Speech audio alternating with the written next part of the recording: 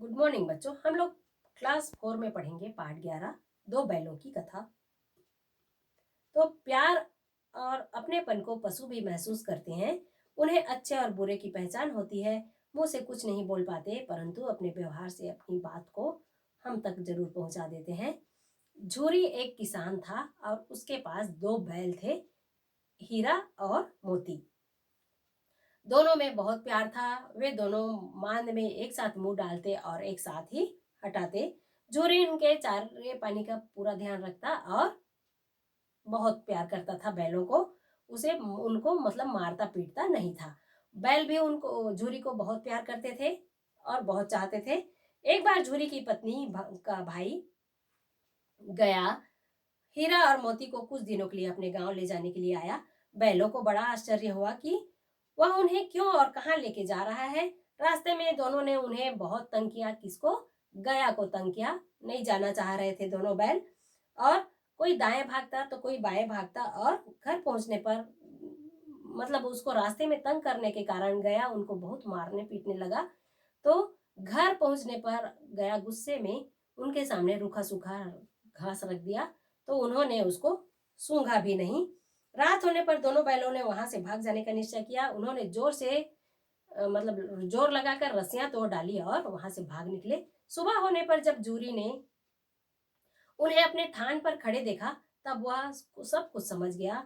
प्यार से उन पर हाथ फेरने लगा, परंतु जूरी की पत्नी उन्हें देखकर जल भून गई। अगले दिन गया बैलों को लेने फिर आया। इस बार वह उन्हें गाड़ी में जोत कर ले चला। रास्ते में मोती गाड़ी गड्ढे में धकेलने लगा, पर हीरा ने गाड़ी संभाल ली।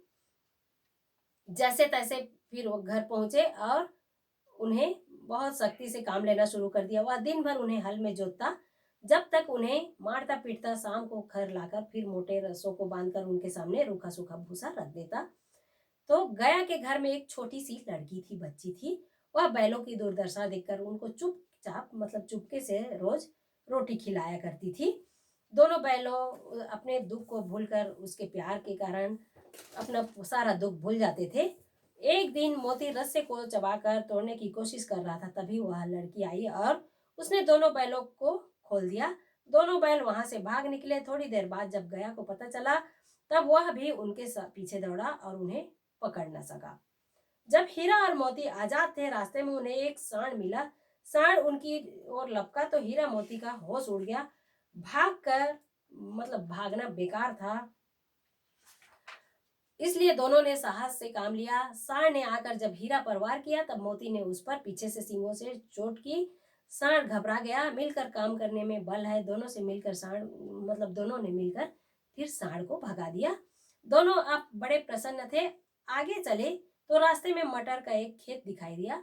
भूख तो लग रही थी। हरे भरे मटर देखकर उनकी भूख तो और बढ़ गई। वे खेत में घुस गए और हरे मटर खाने लगे। अब पेट भरा भी न था कि खेत के रखवालों ने उन्हें देखकर और दोनों को चारों ओर से घेर कर पकड़ लिया और कांजी हाउस में बंद करवा दिया। हीरा और मोती ने देखा कि कांजी हाउस में और कई जानवर बंद थे। भैंसे, घोड़े, गाड़ियां, गधे, सब कमजोर और दुबले पतले। वहां किसी के लिए चारे पानी का कोई प्रबंध नहीं था। यहाँ कहाँ आप फंसे, उन्होंने सोचा। रात हुई। मोती ने हीरा से कहा कि अगर दीवार तोड़ ही दिया जाए तो बाहर निकला जा सकता है। उसके सींगों से दीवार गिराने का प्रयत्न किया। दो चार चोटों में ही थोड़ी सी दीवार गिर गई।